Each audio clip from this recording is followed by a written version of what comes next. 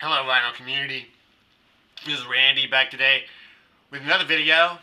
Today's video is a time-tested record. Today's time-tested record is Judas Priest, Unleashed in the East. This is a live album, live in Japan. Fantastic album cover. I mean, really, does that capture Judas Priest or what? They're out there to rock. Rob Halford leading the way. Outstanding. There's more picture on the inner sleeve. Words on the other side. So this album came out in 1979. Judas Priest, a British heavy metal band. I think they're just classified as heavy metal. I think they're sort of the precursor to the new wave of British heavy metal. So, yeah, maybe not quite in that group, I guess. Yeah, Judas Priest, this is their 6th album. This is their first live album. 1979 for this one. This is a one-record live album. Sort of unusual in the fact that, the 70s had a lot of fantastic live albums. But when I think of those, I usually think of 2-record sets, Golden Earring Live, Deep Purple Made in Japan, UFO Strangers in the Night, all those fantastic 2-record set live albums. But this one, just one record, and I think Judas Priest just really, they nailed it in just one record. So, yeah, fantastic. Judas Priest, I did a little bit of research about them, and I learned that they were formed in 1969 in Birmingham, England, so it's the same place as Judas Priest came from. I also learned that they, early in their career, they were managed by the Tony Iommi Management Company. Roger Bain, who produced some Black Sabbath albums, produced their very first album, which was called Rock-a-Rolla. None of these records I'm showing you are going to be originals. These are all reissues. So this is a reissue from, Unleashed in the East was a 2017 CBS reissue. Rock-a-Rolla, this is a 2018 reissue. This came out on Gull Records originally in England and the GRT in the United States. This has all the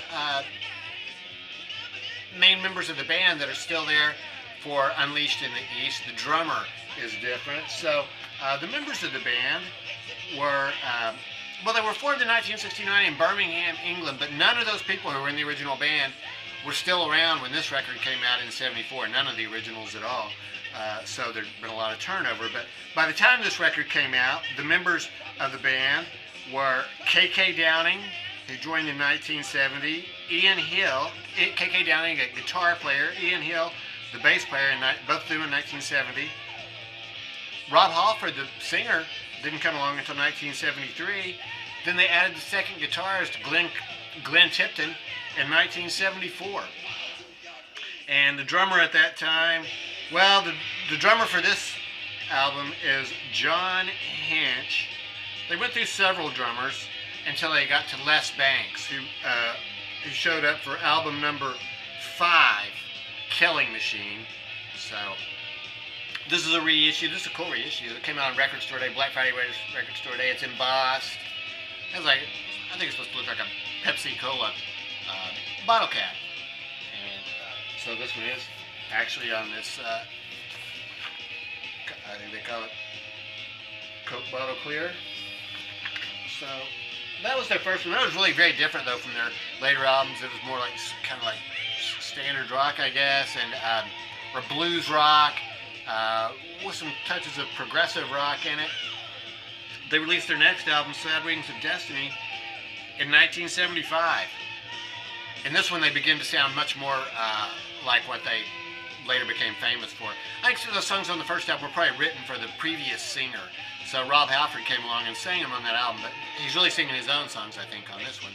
So this is a gatefold. This is a reissue too. This one is from 2008. I'm not sure if it was a gatefold when it originally came out or not. But you can see their pictures here. They don't have all the leather and stuff. They don't look at all like they did later on when they became more famous. This has some fantastic songs on it. So there's several songs on here that are on that live album. Victim of Changes, which is probably the best song. The live version of it is just incredible. Also, The Ripper is on the live album, along with Tyrant and Genocide. So 4 songs from this album on the first live album. This as a reissue. This was on this, I don't know what color they call that. In 1978, they released Stained Class. Oh yeah, there was one in between. Sin After Sin in 1977. That was actually the very first Judas Priest album that I got. You know, like I say, just from hearing about from friends, and I just, you know, well, there weren't that many to choose from at the time. I wish I'd chosen Sad Wings of Destiny, but I got Sin After Sin. It just didn't, at that time anyway, it wasn't really one of my favorites. Well, a friend of mine, for instance, by the time I got that one, had gotten Killing Machine, which I'll show you in a minute. So there's a big difference between the two. I like Killing Machine a lot better. This is Stained Class. This had a really cool cover, but I really hadn't heard this one at the time. So this is a reissue that I got in 2017. It was reissued in 2017. Very cool cover on this. And this has the very first song that we heard on the live album, Exciter, is from this album. But it's the only song from this album that's on the live album, Exciter. Fantastic song to start with. This inner sleeve.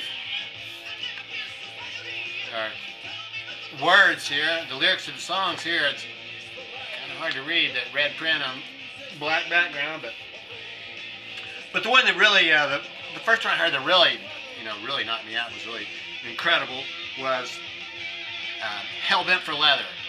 In the United States, this was released as Hell Bent for Leather in 1979. Came out in 78 in England, and it was called Killing Machine in England, but for some reason they called it Hell Bent for Leather in the United States. I don't know why. Couldn't tell you. You can even see here that they still aren't totally covered in all the leather and stuff that they, I think, really totally adopted by the time of British Steel. British Steel's the one that came after this. I think British Steel is the one that really broke them as maybe the really huge act in the United States, maybe in worldwide.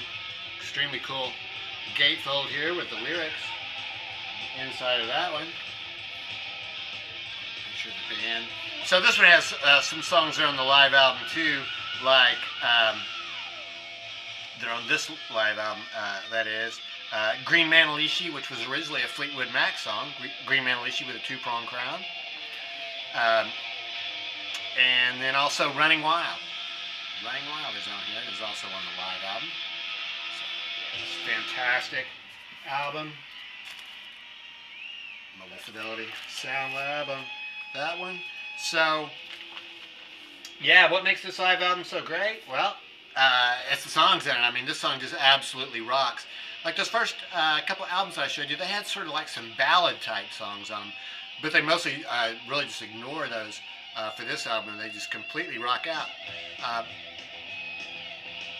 The very first song on here, Exciter, is a great way to start a live album. Then after that, Running Wild. So, I mean, I could just imagine being there at this show. I never got to see Judas Priest live myself.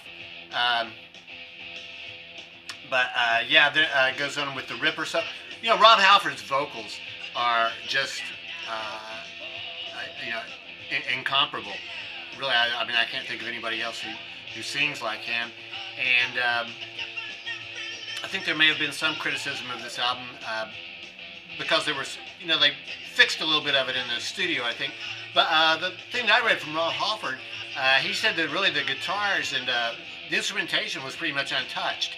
He just went back and fixed some of his vocals to make it better, and, you know, I'm glad he did, because it just sounds absolutely incredible.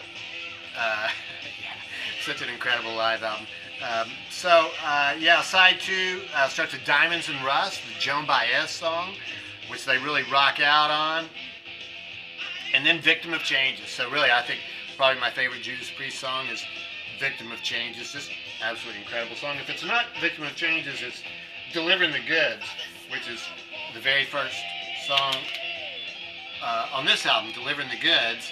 Fantastic song. And, you know, I would have thought they would have opened the concert with Delivering the Goods, because to me that seems like an obvious way to start a show, but they didn't start that live album with Delivering the Goods, and they had another live album in 1987, a more standard 2-record set called Priest Live.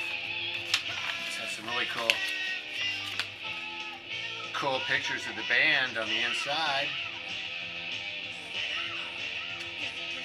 So this has the newer, there's no repeats between the two live albums. This is mostly all newer songs on this one. So I like this one a lot too.